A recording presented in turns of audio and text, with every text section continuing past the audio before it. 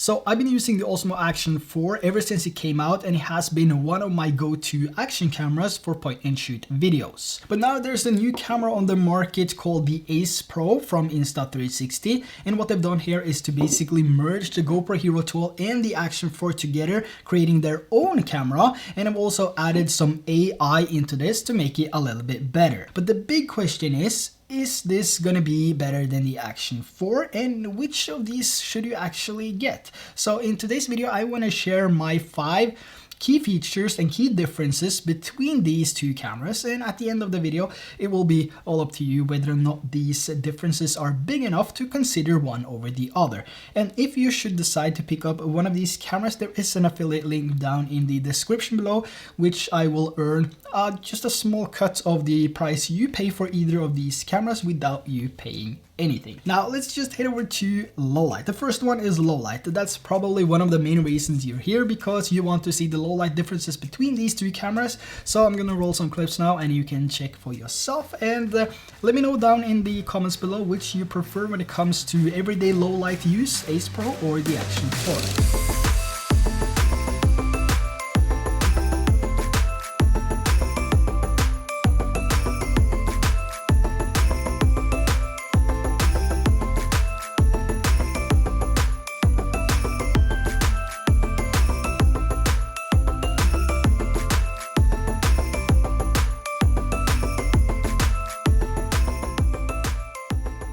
Now, when it comes to differences between these two in low light, the difference is not really that huge. It might be now because you see them side by side, but if you were watching two separate videos with a week in between, you would probably not think of it, and you would probably not know which one was shot with which camera. And these cameras are basically just tools to share our stories, so what it really comes down to is what do you prefer to have in your action camera, like features, resolution, available accessories, mounting options, and so on. And of course, if the camera is easy to use. So here we have a typical dash cam shot, and this was captured on our way to Oslo. My wife was holding the cameras, and this is what I would say, you know, a typical shot where you want to document your trip. Now, right off the bat here, there's not a huge difference between these two cameras. Both cameras are set to auto at 4K 30 FPS, but the difference here is that the Ace Pro is shooting in active HDR. However, on this exact clip, I do think the Action 4 looks better. Now, moving to the end of the tunnel here, we also see the benefit of the Ace Pro's active HDR. Where the Action 4 is still blown out, the Ace Pro delivers a better light correction and is more appealing to my eyes. Then we have the next one here, both using low light mode on this one, so pure video on the Ace Pro, and the low light enhancement feature on the Action 4. Which do you prefer more? Is it the Ace or is it the Action 4? Let me know in the comments below. But when it comes to low light videos from these cameras, it's mainly when we introduce some movement to these cameras that we see the difference in low light performance. So here I'm out doing a late night walk, and the Ace Pro is on the left side, the Action 4 on the right, and the difference is quite noticeable. Due to the AI optimization on the Ace Pro, the stabilization is much better, so is the quality. Even though the image quality is really good on the Action 4, the stabilization is far off and the clip is actually unusable. And here's another typical everyday clip where I pull my daughter's shoes out of the car, and here the stabilization is good on both cameras, but take a look when I actually grab the shoes here, we can see a clear difference in brightness. Now when it comes to daylight and shooting videos, whether this is on a sunny day, overcast, whatever, both these cameras are looking amazing, and there's nothing to complain about when it comes to quality. But what I do see though is a difference in white balance. Even though both are set to auto, the Ace Pro is more reddish and the Action 4 is more greenish, but this can easily be changed in post by adjusting the tint slider, so I wouldn't qualify this as a huge difference between these two cameras. And another thing to note is that the sharpness control is also different on these two cameras when both are set to default. The Action 4 has more sharpness by default, but again, this is something that you can also change in camera to give you a more preferred look, so not something that would make one better than the other. But when it comes to 4K resolution and versatility between these two cameras, a key feature to the Ace Pro, which the Action 4 does not have, is free frame video. This is something you might be familiar with if you have the Insta360 Go 2 or 3, and this basically allows you to shoot a video and reframe the video later, like changing aspects and do minor adjustments to the framing. It's kind of similar to the X3 360 reframing method though, but it's without the 360 or the 360 degree field of view. So whether this is a vertical, horizontal, a 1x1 or 4x3 video, you can change this to whatever you want in just a few seconds using the Insta360 mobile or studio app. So here you can just trim your video as you want. So let's say you trim out 10 seconds of the video and you can export that as a 16:9 for YouTube, and then you can just change the settings to 9:16 and export the exact same video if you want to use it for something like Instagram. And the free frame video is now also available up to 4K 60 FPS, which is a huge advantage for me personally, which loves to use the same clip here on YouTube and Instagram, and now being able to have that 4K resolution. I'm used to 1440p on the Go 3, which is good, it works, it's nice, but you know, if I can have 4K, I'll take 4K any day. Now, 8K resolution. Let's talk about that. Now, it's hard for me to tell if this is 8K or not, since my monitor is, I don't even think my monitor is 4K. And even when I watch this on my TV is 4K. So I'm not sure if this is 8K or not. But what I do know though is the intention with the 8K resolution was to allow people to have the clarity zoom, which is another key difference between these two cameras. And that means that you can zoom into a 2x zoom and still maintain the crisp 4K quality. So let's take a look at a few clips here. When I zoom in with the Action 4 to match the 2x zoom on the Ace Pro, the quality difference is quite noticeable. And even when I push in like 500% here, the difference is even bigger. On the Ace Pro, I'm still able to read the text on the top here, whilst on the Action 4, it's completely washed out. So having that 8K resolution in an action camera is pretty insane on its own. And of course, I have 8K. I had to put it to the test.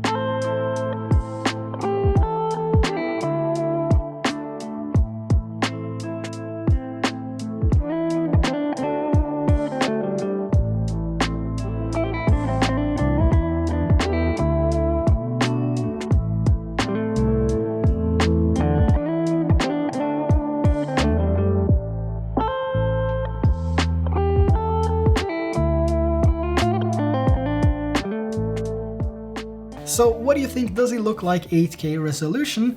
Let me know in the comments below. Now, when it comes to the most visible differences between these two cameras, it's of course going to be the overall design here, and that the Ace Pro actually have this flip screen. But I guess, you know, there's some mixed feelings about this screen, and I can see why. Yes, it flips, but in order to frame yourself, you actually have to flip it, which means the screen will be more exposed to damage. This also depends on the activity you're doing. For me, it doesn't matter. I would take this flip screen any day because I'm not doing mountain biking or any extreme sport that might accidentally, you know, crack or break the screen. For me, doing, you know, the everyday dad stuff, you know, doing normal things, no action sports, there's no action sports in my life. This couldn't actually be any better. I'm extremely satisfied and happy with how the screen works, and it gives me all these different options to flip it and to use it in a more convenient way, so it's more comfortable for me. And the best example I have here is that it makes it really more comfortable to shoot videos in all angles. So instead of always having to hold the camera up high to just see what you're shooting, or to get, you know, down low just to see how the framing is, you can actually flip the screen now to a more comfortable shooting position. So because of that, I would probably give this the advantage over the Action 4 because it just makes it more, it's easier, it's more convenient when I'm out shooting videos because I can flip the screen. Now, what I believe though is the best feature and the biggest advantage, believe it or not, gesture control, because this is going to make it so much easier for me when I'm out riding my motorcycle, and man have I tried to press that shutter button with gloves. it's just a pain. Unfortunately, I can't test this on my motorcycle now because it's winter, but I have been out testing it in the field, as they say, and I can honestly say that this is pretty amazing. It's consistent, it's accurate, so this is a huge feature for me personally. Since I have my motorcycle now, I want to ride it whenever I can, so, and I also want to document that, and that's also a part of how I make videos here on YouTube. So to just have that option to raise my hand to take a video and then, you know, a peace sign to take a photo, it's just gonna be overall easier when I'm out riding the bike, and I'm really looking forward to test that in 4 months. Now, I don't want to put the Action 4 in a bad light here because, like I said in the beginning, the Action 4 has been one of my most used point-and-shoot action cameras. And I also love the D-Log M 10-bit color profile coming from this.